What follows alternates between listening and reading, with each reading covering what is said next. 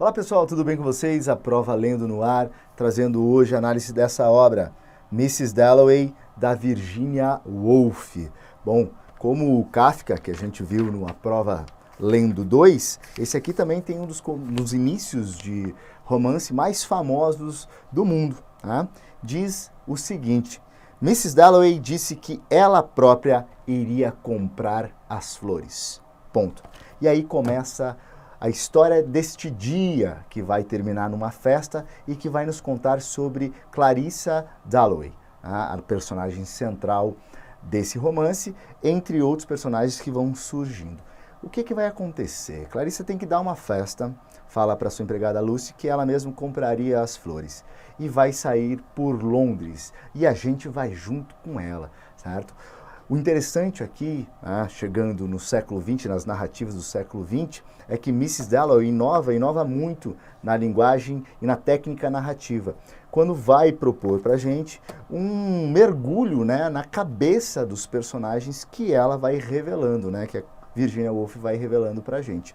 Uma delas é a Clarissa, teremos outros que eu vou apresentando ao longo dessa viagem para vocês.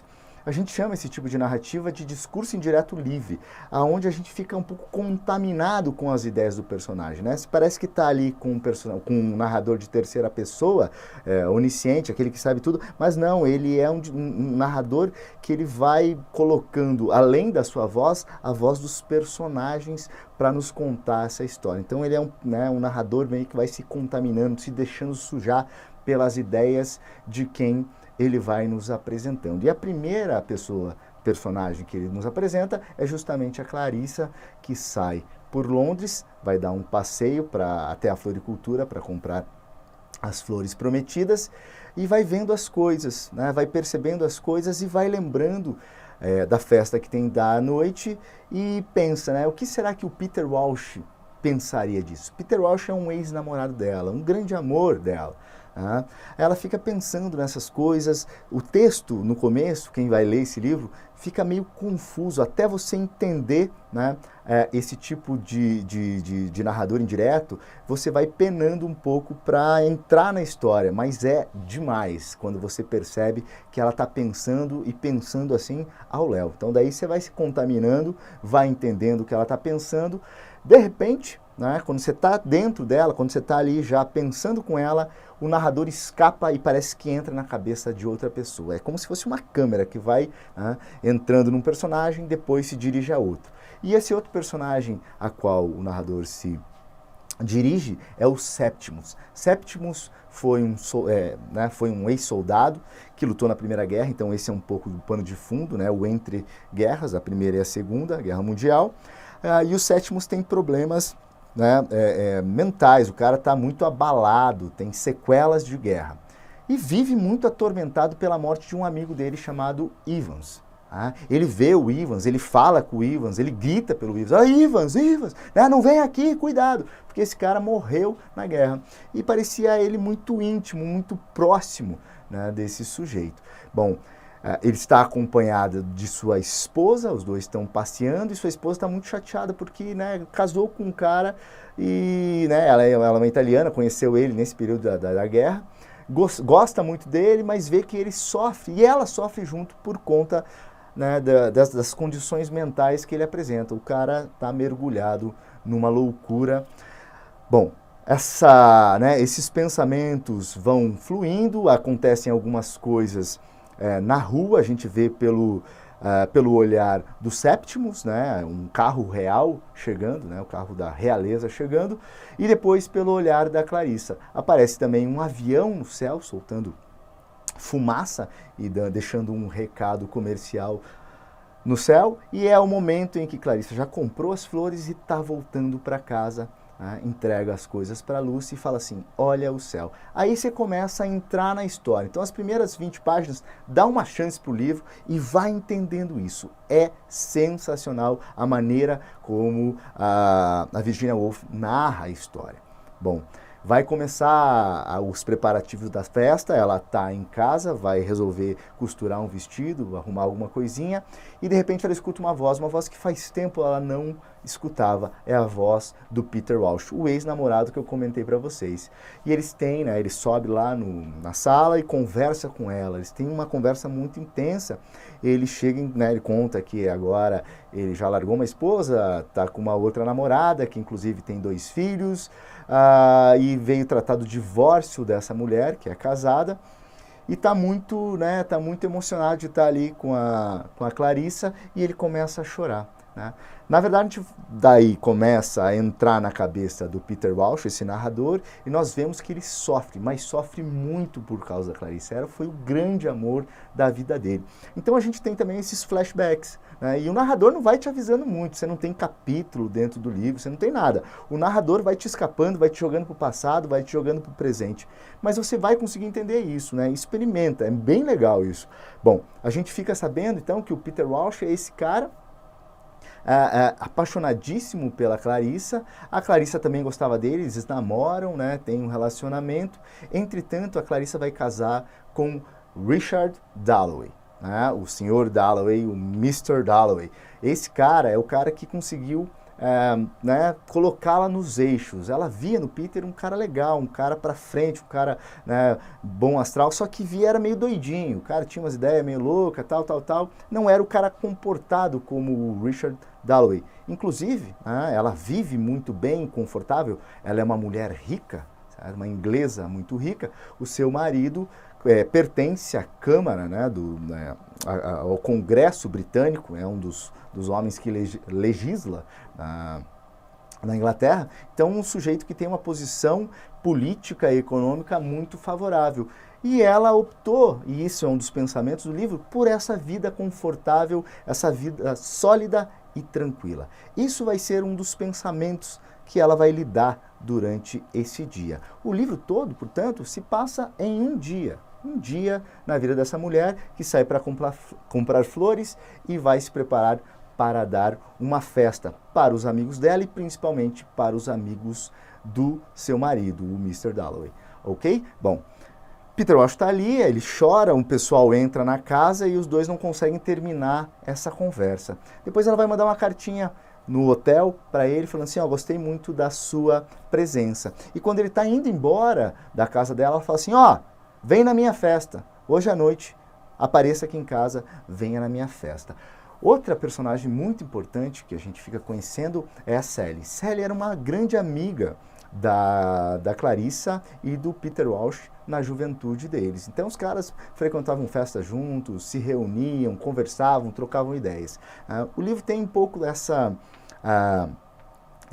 esse saudosismo com relação ao período de juventude, né, da Clarissa. E as escolhas da maturidade, né, as escolhas por uma vida tranquila, por uma vida aconchegante, sem muitas aventuras, mas que leva talvez a um tédio, né? Ela sente um pouco essa vida muito acomodada, essa vida onde ela tem que ficar dando festa, onde ela tem que aparecer socialmente, talvez não seja uma vida que lhe deixe muito contente. Ela não é definitivamente uma mulher que, né, se esbalda de alegria, que, né, mostra para o mundo como ela está feliz. Ela é uma mulher que está ali contente, mas sempre na beira de um precipício que é a loucura, que é sair daquele mundo muito quadrado em que ela vive.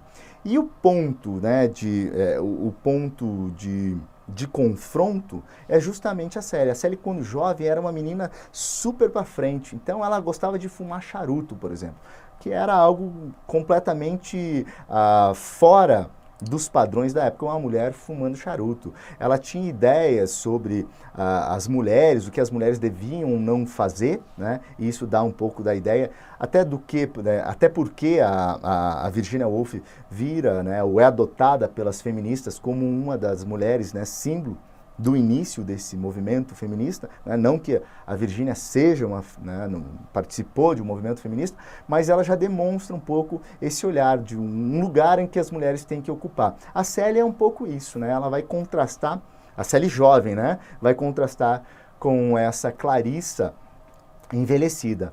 Bom, a Clarissa tem 52 anos, né, quando narra na narrativa do presente, onde ela vai dar a festa, ela tem 52 anos. Bom, ela vai se lembrar da Sally e ela vai se lembrar, inclusive, do dia mais feliz da vida dela, no dia, que foi uma ocasião em que a Sally deu um beijo nela, deu um beijo na boca dela, ou seja, um amor homossexual aparecendo, né, mas um amor bem, bem pueril entre duas adolescentes, né, mas elas tinham uma ligação muito forte uma com a outra. Ligação, né, entre esses três, Sally, Peter Walsh e Clarissa, que vai ficar um pouco abalada quando a Clarissa opta por namorar com o Richard Dalloway, certo? Aí o pessoal começa a ficar um pouco mais separado. O Peter Walsh vai morar na Índia e faz muito tempo que eles não se veem. Por isso a surpresa dela quando encontra o Peter Walsh na sua casa. Enfim, moçada, a narrativa vai mudando esses focos, né? A gente fica um pouco e acompanha um pouco a Elizabeth, que é a filha da Clarissa e do Richard. Tá? A gente vê como ela também não é uma pessoa muito ligada à mãe dela, tem um pouco uma diferença geracional. E penso eu que, né, o cerne, as discussões do livro são justamente essas questões, né, dos ideais da juventude versus o que você faz na sua vida adulta, né? O conformismo da vida adulta, que te deixa acomodado e que você vai levando e o tempo vai passando. O casamento também como algo socialmente aceito, mas que aprisiona dentro de convenções as pessoas. Então ela está ali fazendo um papel que ele é imposto e lhe é conveniente, que é fazer uma festa. Por isso essa ideia de, né, vou dar uma festa hoje. Parece uma coisa brilhante, parece uma novidade, mas na verdade ela pensa ser mais um dia na vida dela. Esse dia, claro, especial, né, porque a festa realmente vai acontecer. Os convidados começam a chegar, o primeiro-ministro, inclusive, vai aparecer na festa, todo mundo fica assim, nossa, primeiro-ministro, que legal, que legal, que legal. E ela vai recepcionando esse pessoal todo. Lá pelas tantas, né, ela escuta novamente uma voz que lhe remete ao passado. E essa voz é da Sally. Então vejam, né? A Clarissa jovem vai se encontrar com essa Clarissa madura. A Sally chega lá, só que ela está muito diferente. Lembra, eu falei para vocês, a Sally jovem é um contraste a essa vida que leva hoje a Clarissa. Então ela pensava na Sally jovem e falava assim, nossa, o que será que a Sally está fazendo? Deve estar fazendo coisas espetaculares. Ela era uma menina cheia de vigor, cheia de enfrentamento com relação às convenções sociais. Ela deve estar levando uma vida super legal. E quando a gente vê ela chegando, a gente vê que a Sally virou uma matrona também, uma mulher super comum e já bem dentro das convenções sociais, o que não combinava com ela, né? A gente nunca ia esperar disso, isto dela, dessa personagem dentro do livro. Ela chega lá e fala assim, opa, eu tenho 5 filhos, eu moro em Manchester, tenho um marido lá, comerciante, que faz as coisas, me sustenta e vai levando aquela vida. Ela vai conversar com o Peter Walsh, e a gente também vai trocando de cabeça, né? O narrador, o discurso em direto livre vai se sujando um pouco com a Sally vai pensar sobre aquela festa, sobre os convidados, de repente a gente vai novamente para a cabeça do Peter Walsh, e o Peter Walsh começa a pensar, né, como a Clarissa jogou fora a vida dela, a beleza que ela tinha, as coisas que ela tinha. Entretanto, ele também faz um balanço da sua própria vida. Ele se vê infeliz, ele se vê um cara meio que amargurado, um cara que não fez grande coisa da sua vida, um cara que pensa a vida e acha a vida um pouco sem graça. Bom, lá pelas tantas, moçada, eu já vou ler um trecho aqui, eu estou com um e-book aqui, estou preparando ele aqui para ler um trechinho interessante para vocês, porque vai acontecer o seguinte na história. Paralelo a isso, paralelo a toda essa andança, o nosso narrador vai novamente pousa na cabeça do Septimus. Lembra que eu estava falando do Septimus? A gente vai ver como ele é importante. E o Septimus, esse dia de festa para Clarice é um dia em que ele vai trocar de psiquiatra, ele vai tentar um psiquiatra novo. Se dirige para lá, né, vai conversar com o cara, vai conversar com o pessoal, só que vai rolar uma questão de que o pessoal acha que ele tem que ficar internado e vai querer meio que aprisioná-lo, né? Bom, o personagem do Septimus é um pouco essa crítica que a própria Virginia Woolf vai fazer aos tratamentos da loucura, as doenças mentais da época. Vamos lembrar a história da Virginia Woolf, né? Ela é uma mulher sempre dedicada a livros, né? O seu marido é um editor, ela vai participar de um círculo famoso, né? O Bloomsbury, certo? Em inglês, o pessoal ali ligado às modernidades e invenções linguísticas. Mas lá pelas tantas, ela tinha uma coisa de bipolar, de mentalmente instável. Ela vai se suicidar. Ela morre, né?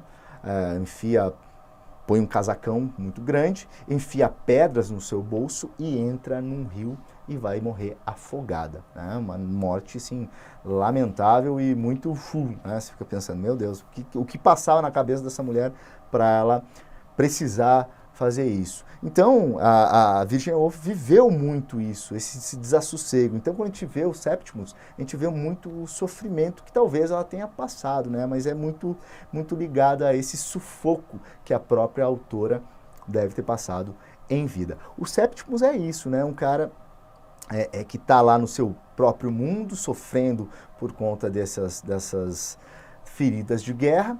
E quando levado ao psiquiatra, que ele não quer muito ir, o pessoal quer deixar ele lá, né, internado, a mulher dele não topa muito essa, fala, não, calma aí que não vai precisar, tal. Ele resolve abrir a janela, pensa antes em outras formas de se matar, né, gilete, o que tem aqui, o que tem, não tem nada. Então ele olha para baixo, vê que lá tem um gradil com pontas afiadas e se atira nesse gradil, certo? Bom, professor Shibata, o que é que tem, né, como é que a gente junta essas duas histórias? Né? Parece que elas não têm uma nada a ver com a outra, mas espera um pouquinho. Nessa festa que a Clarissa está dando, um dos convidados é o psiquiatra. Tá? Então ele sai dessa situação que aconteceu à tarde, desse suicídio, e vai até a casa da Clarissa. Entre uns drinks e outros, entre um canapé e outro, ele conta essa história. E a Clarissa ouve isso e fica muito, mas muito abalada. Isso mexe com ela. A gente fala que o Septimus é um duplo da Clarissa. Né? Ele se aproxima através da ideia dela. Se no texto os dois frequentam até lá o mesmo jardim, mas não chegam a trocar olhares, nada, eles, em pensamento, né, a Clarissa em pensamento, vai ver nele, né, um outro lado da vida, um lado negro. Porque parece que em todo momento o objetivo da Clarissa é se manter estável, é se manter sóbria e racional. Ela fica nessa linha tênue, né, nesse mundo social em que ela vive, mas parece que o que ela queria mesmo era um pouco enlouquecer, deixar a loucura entrar na vida dela. Ela olha aquilo, pensa na morte e ela fica extremamente assustada com o que aconteceu. Ela fala assim, como é que esse cara vem aqui na minha festa e fala da morte, fala de alguém? E ela se retira, ela vai para um quarto e lá ela vai tecer o seguinte comentário, olha que legal aqui. O relógio começou a bater. O rapaz tinha se matado, mas não tinha pena dele. Com o relógio batendo as horas, 1, 2, 3, não tinha pena dele, com tudo isso em andamento. Pronto, a velha dama tinha apagado a luz. A casa toda estava agora às escuras, com isso em andamento, repetiu. E lhe voltaram as palavras. Não temas mais o calor do sol. Precisava voltar a eles, mas que noite extraordinária. Sentiu-se, de certa forma, muito parecida com ele, com o rapaz que tinha se matado. Sentiu-se alegre que tivesse feito aquilo, se lançado com tudo enquanto eles continuavam a viver. Então ela viu, né, assim, eu fiquei feliz por ele que se jogou enquanto todos nós continuamos a viver. O relógio estava batendo. Os círculos de chumbo se dissolveram no ar, mas precisava voltar, precisava reunir. Precisava encontrar Sally e Peter. E entrou vinda da saleta. Né? Então vejam como ela, né, se retira, pensa naquilo e fala assim, que bom, esse cara já foi. Né? Ele apagou a luz do quarto e já foi. Ele consegue deixar essa vida. Porque, se a gente pensar, ela tem vários momentos em que ela se entedia dessa vida que ela vai levando. Né? Então, essa vida muito essa vida muito confortável, essa vida onde ela deixou de arriscar, os sonhos que ela tinha na juventude, né, e a entrega disso na maturidade são coisas completamente diferentes. O que nos põe a pensar muito também sobre a nossa própria vida, né? Então, vejam, o romance ele não te promete uma história extraordinária, não te promete nada. E por isso ele é tão bom, ele te promete uma vida normal, como a nossa. E nos faz pensar nessa coisa ordinária, nessa coisa do dia a dia. Um dia em que ela sai para comprar flores e a gente acompanha esse destrambelhamento e essas reflexões sobre a vida. Por isso o livro é tão bem escrito, tão bem aceito, tão famoso até hoje. Todo mundo tem um carinho muito grande pela Clarissa, moçada. Muito legal. Bom, falei isso já sobre o discurso indireto livre, a loucura é um outro grande tema, importantíssimo aqui, até porque se volta à própria Virginia Woolf. Muita gente hoje se aproxima da Virginia Woolf por conta também dos temas ligados ao feminismo, às mulheres. Quanto a isso, eu trouxe aqui também uma indicação para vocês, que é esse livro aqui, ó, Um Teto Todo Seu, aonde a Virginia vai tecer, né, são, na verdade, 2 discursos dela, que lhe pediram de encomenda para que ela falasse sobre as mulheres na literatura. E é justamente, né, essa ideia de um teto que as mulheres não têm, ou seja, a grana, o poder econômico, a liberdade econômica que as mulheres não têm, que as impede de serem escritoras, né, de terem a liberdade de escreverem o que quiserem. Isso é o que reclama a nossa Virginia Woolf. Então, muita gente se aproxima hoje por conta, né, dessas correntes, o feminismo. Tem temas muito interessantes. Eu não li esse livro aqui, né, vi algumas resenhas e achei interessantíssimo. Bobear, a gente comenta aqui no canal algum dia, né? Gostei bastante das ideias que prometem o livro aí, certo? E deixa eu ver aqui, outra sugestão que eu dou para vocês é um filme que tem, né, chamado Mrs. Dalloway, você encontra inclusive na internet. E por fim, um filme que eu gosto muito, tá? Que é As Horas. Esse filme é fantástico, né?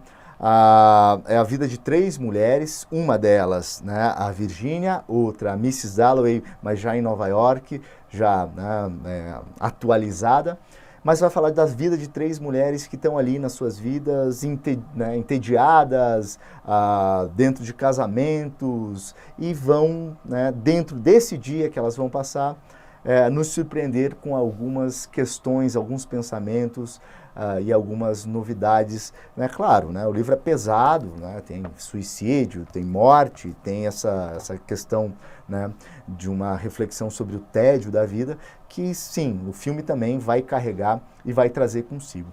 Mas, né, As Horas, fica aí a dica, lindo, com uma trilha sonora que eu adoro também, muito bacana.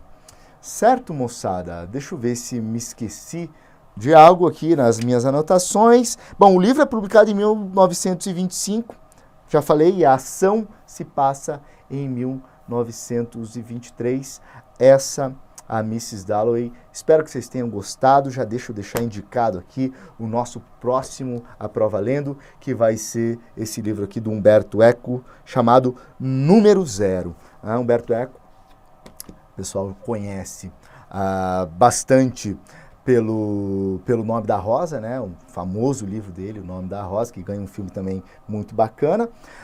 Mas a gente vai comentar esse livro aqui que fala, né, sobre um jornal, né, que só tem, né, factoides e notícias calhorda, né? Um manual do mau jornalista. A gente vai comentar, eu estou dizendo, porque terei a participação especial de um convidado que, vamos ver, no teaser eu anuncio quem vai ser, né? Já está convidado, já está garantido aqui, vai ser bastante legal, vai ser o primeiro A Prova Lendo com um convidado especial para a gente bater um papo e trocar umas ideias com vocês. Pessoal, deixa indicado aqui. Eu estou vendo bastante gente escrevendo, eu estou respondendo na medida do possível. Deixa lá embaixo os seus comentários, a sua indicação de livro. Já estou atento ao pessoal que está pedindo algumas leituras. Vamos ver na medida do possível se a gente consegue fazer.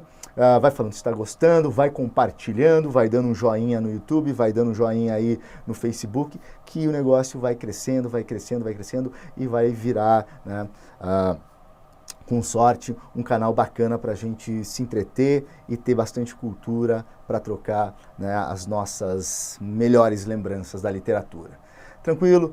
Fico por aqui, muito obrigado. Se você assistiu o vídeo até agora, até o próximo Aprova Lendo.